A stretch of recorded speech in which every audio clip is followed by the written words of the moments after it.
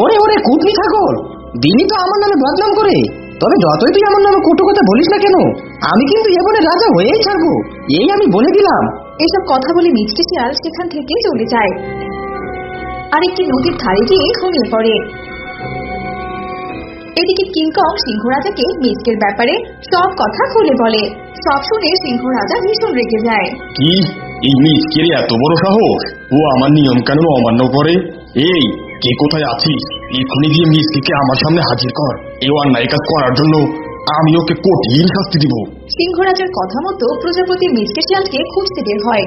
খুঁজতে খুঁজতে একসময় প্রজাপতি নদীর ধারে চলে যায় আর মিচকে শিয়ালকে দেখতে পায়।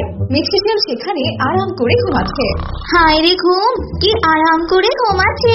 এই যে মিচকে ভাই, শুনতে পাচ্ছেন? ও মিচকে ভাই, এই যে তাড়াতাড়ি উঠুন। এই কে রে? এই তুই আমার মাথার